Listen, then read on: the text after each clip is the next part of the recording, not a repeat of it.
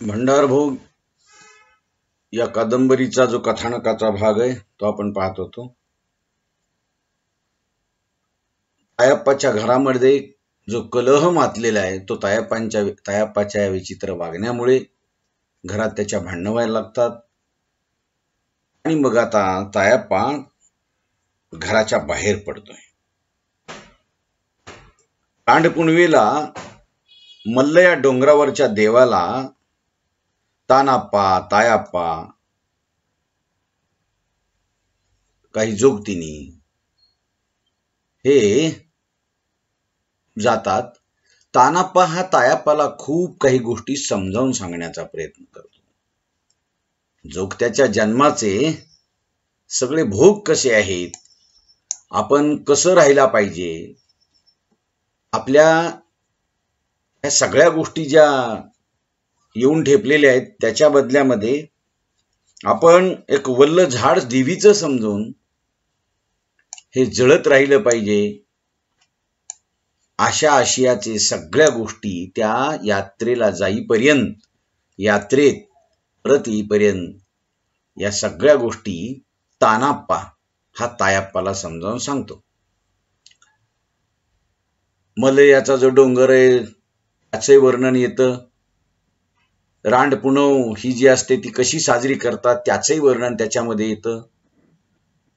तिथं रांडपुणवीला जोगते काय करतात तर आपल्या हातातल्या बांगड्या आणि गळ्यातले जुने मणी तोडून टाकून देतात, एकमेकाच्या गळ्यामध्ये पडून रडतात आणि नवे मणी वगैरे गळ्यामध्ये काळी पोथी बांधतात, नवीन बांगड्या भरतात आणि हे सगळं आपल्यावर आपल्या जीवनामध्ये आलेलं आहे आणि त्याचे आपण भोग दिले पाहिजेत, अशा सगळ्या आशयाचं समजावून सांगणं तानाप्पा हे तायप्पाला करतो। आणि यात्रा संपून घरी परत वापस निघतात, सर्वजण परततात। ओली लाकडं जाळून रडतानाचं कारण तायप्पाला कळतं। त्या देवीच्या तिथं मल्लयाच्या डोंगरावर ओली लाकडं जाळली जातात।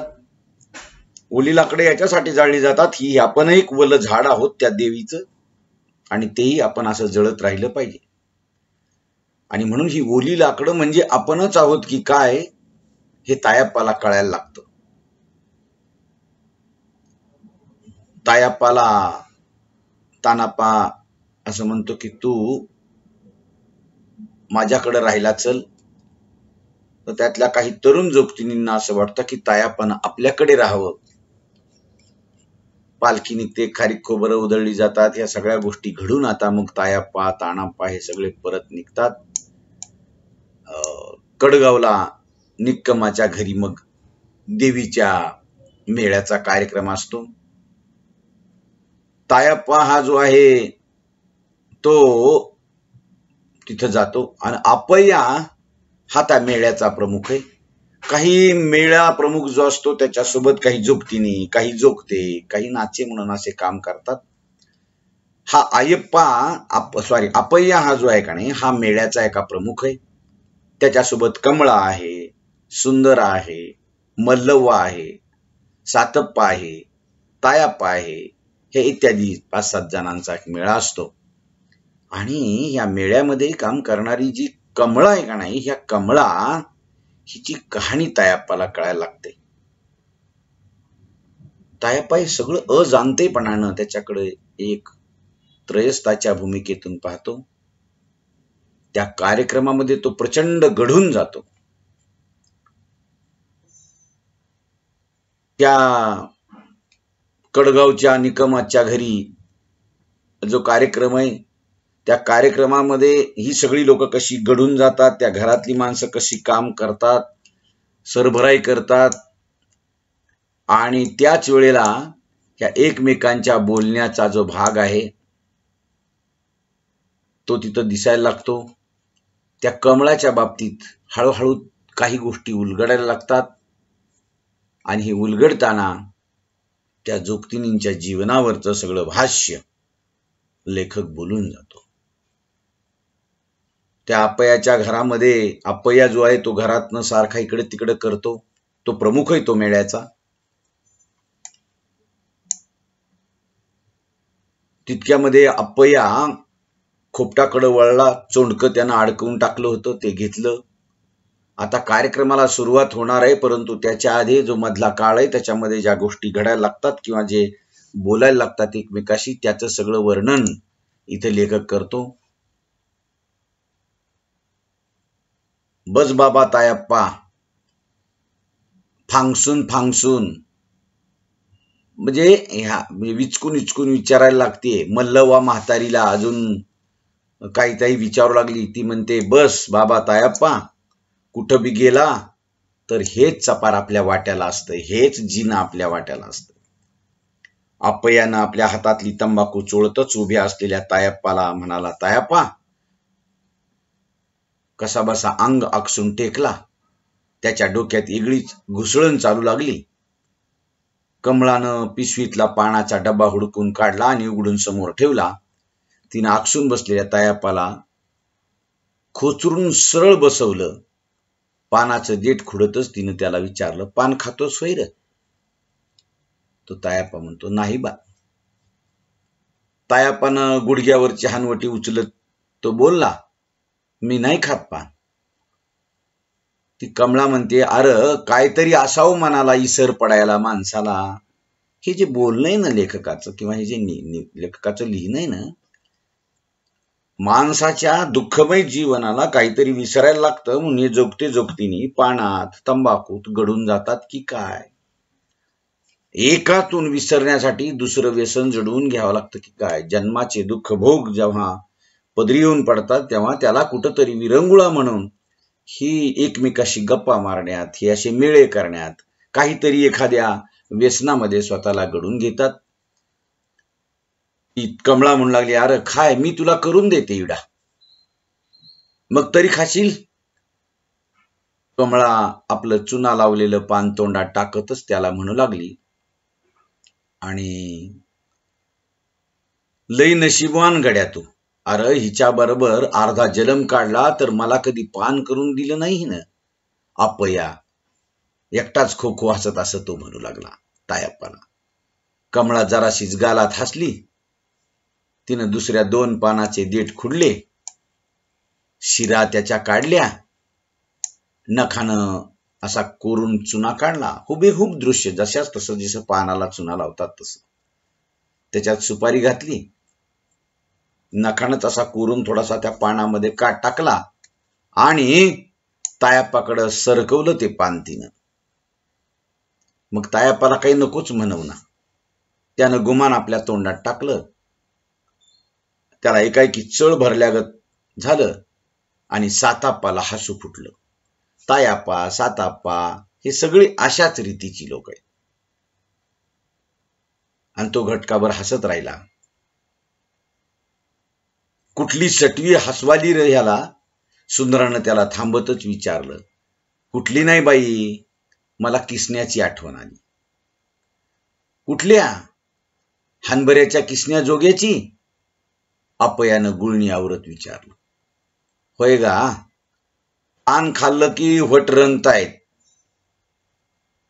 म्हणजे हे रक्तासारखे दिसायला लागतात.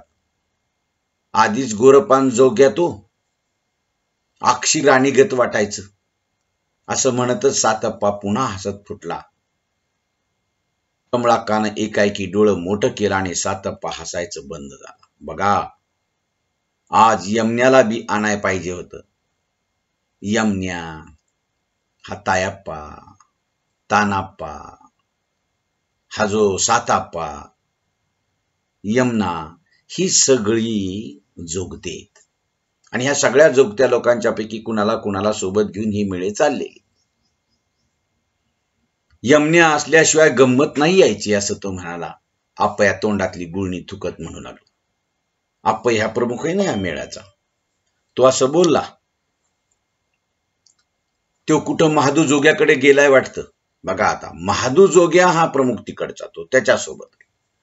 सातापानं मध्येच तोंड घातलं. होय, कुरळ्याच्या बायका लईच काकुळतीला आल्या, मग म्हटलं जावा घेऊन त्याला. कमळाकाचं पान रंगत गेलं.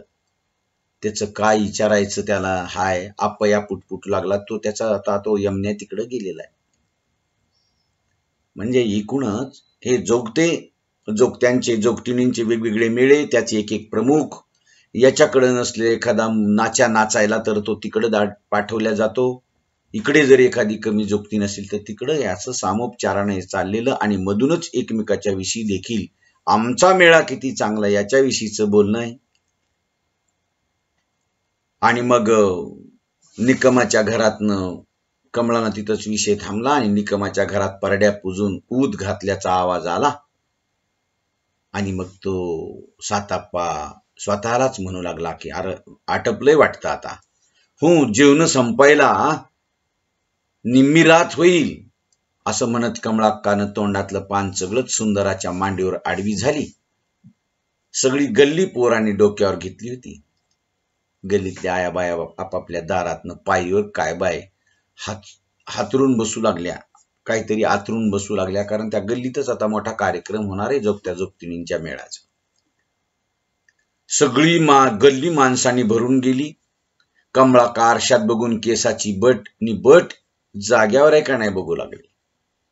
तिच्या नाकातली नथ बत्तीच्या उजेडात चमचम चमकू लागली. पान खाल्ल्यानं वट लालबुंद दिसू लागली. सुंदरा सुती चोंडक्याची तार हवी तशी ताणून घालून ती वाजवायला लागली. आपयानं कोशा पटका बांधला. तो आपया प्रमुख मेळ्याचा, त्याच्या अशा छपरी मिशा जराशा पिळून त्यानं बघितल्या. सातापा मात्र होता तसाच उभा होता, कारण तो जोग्या आहे. जळणं हे त्याच्या नशिबी आहे. आपलं आटपतच मल्लवानं तायाप्पाला जवळ वडलं. त्याच्या डोकीवरच्या पदराला पडलेली घडी सरळ केली. सगळ्या तोंडावरनं फडकं फिरवलं. पावडरचा हात फिरवला तायाप्पाच्या. कुंकवाचा टिळा चांगला दाट केला आणि तायाप्पा सगळंच मेलेल्या मड्यागत करून घेऊ लागला, गप्प उभा राहिला. अप्पयानं जेव्हा चौंडक्यावर हात धरला, टॉंग टॉंग गुडगुड गुडगुड टॉंग असा आवाज जेव्हा सुरू झाला त्या संबळाचा आणि त्या तुंतुण्याचा, चौंडक किंवा तुंतुन, आणि मग गल्लीतली पोरं चिडीचीप झाली. कमळाका भंडारा भरल्या कपाळानं सगळ्यांच्या समोर आली. सुंदर दिसायला ती कमळा. यल्लम्माला मनातल्या मनात ती पाया पडतच लोकांच्या पाया पडली आणि सुंदरानं सुती चोंडक्यावर ताल धरला. सातापानं ढोलकीवर थाप दिली. अप्पयाचं चोंडक बेभान झाल्यागत घुमायला लागलं. सगळी टाळा पगळून बघायला लागली. आता इथं ढोलक तुंतुण आहे बरं, चोंड हे नाही, संबळ नाही. तायाप्पा जमलेल्या माणसाकडं गारगोटीगत बुबुळांनी बघत राहिला. घटकाभर नुसतंच चौंडक घुमत राहिलं, टुन टुन टुन टुन असं. आणि मग कमळाका लोकांच्यावर चहू बाजूनं नजर फिरवू लागली. कोणत्या कोणत्या बाजूला बाया बापय बसल्यात हिरू लागली. टवळ्या पोरावरनं नुसती नजर फिरवू लागली. आपयाचं चौंडक थांबलं. लोक जराशी भानावर आली तशी कमळाकानं पुढं होतच रेणुकीच्या नमनाला सुरुवात केली. चला ग बायानो डोंगरी जाऊया, लिंब नेसून परडी भरूया, कणवी भरमा पाला खारीक देऊन वाटला लागूया, जकाती देऊन डोंगर चढूया, शिखर बघून नारळ फोडूया, यनी कुंडाला जाऊन तीर्थ घेऊया, परशुरामाच्या समोर जोगबी घालूया. असं ती नमनाला तिने सुरुवात केली. नमन रंगात आलं. तसा तायाप्पा सातप्पा तळामुळातनं हलत गेला. सातप्पा तायाप्पाने त्याचा हात ढोलकीवर पापणी लावल्यागत पडायला लागला. मागापासनं चुळबुळणारी पोरं डोळं कमळाच्या हवाली करून बसली. कारण कमळांची नजर, कमळा ही जी आहे ना जोगती, जी सुंदर नाचण्याचा ताल, तिचं गाण्याची रीत, हे सगळं भुरळ पाडून गेलं. नमन संपलं आणि नुसता चोंडक्याचा आणि मल्लवाच्या टाळ्याचा आवाज घुमत राहिला. सुंदरा सुती चोंडक्याचा ताल बिघडू न देता पुढे झाली. तशातच उराशी खाकरून खोकरून सरळ झाली. ती जराशी खाकरलं तिनं, खोकरून सरळ झाली. तिनं रेणुका जन्माच्या कथेला सुरुवात केली. बाया बापड्यांनी कान टवकारली. बापयांच्या तोंडातला तंबाखू कवा नरड्याखाली उतरून गेली ते त्यांनाही कळलं नाही आणि सुंदराबाईनं कथा अर्ध्यावर आणली. मनोळीच्या नदीला गेली यल्लवा न्हायाला, भरली घागर काक लाग नदीच्या वाटला, असं ती म्हणू लागली. किरडू दिसलं वाटला ग घागर काकला, बाई भिवून सुटली घागर वाटला फुटली, घागर फुटली वाटला राग आला ग ऋषीला. आणि मग तायाप्पा उभ्या उभ्याच सुंदराकाच्या कथेत एकदम गुंगून गेला. नुसताच खांबागत थिजून गेला. त्याचा हात कथेच्या तालावर हालायला लागला. भुवईच्या हालचाली त्याच्या वाढू लागल्या. डोळ्यांच्या गारगोट्या कथेच्या तालात फिरू लागल्या. त्याच्या डुईवरच्या पदराला बी कथा चढत गेली. मनावरचं सगळं ओझं त्याला उतरल्यागत वाटू लागलं आणि कथा कवा संपली त्याचं त्यालाच कळलं नाही. चहाचा कप समोर आला आणि त्यानं मुरका मारतच चहाच्या कपाकडे बघितलं. सातापाच्या नजरेतनं एवढंही सुटलं नाही. सातापा त्याच्याकडे बघायला लागतो तायाप्पाकडं. ह्यो बेस मुरका मारतोय की ग, असं म्हणतच त्यानं ढोलकी गळ्यातनं उतरून खाली ठेवली. तायाप्पाला उगच पायात काहीतरी वळवळल्यागत वाटू लागलं.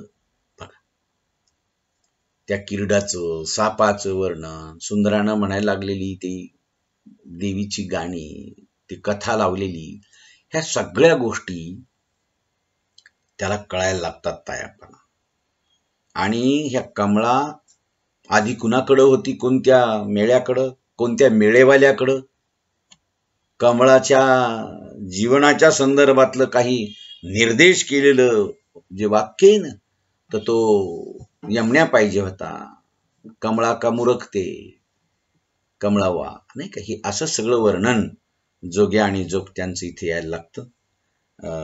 आता याच्यानंतरचा जो भाग आहे, आता आपण पाहिलं की जोगतिणींची ही जी कहाणी आहे, आता इथून पुढं जोगत्याची जी कहाणी असते का नाही, जोगत्याच्या जीवनाचं जे भोग आहे ते कसे असतात ते यमण्याच्या रूपानं आपणाला इथं कळायला लागतात. आणि त्याचा भाग मी तुम्हाला नंतरच्या तासाला सांगतो. ठीक आहे.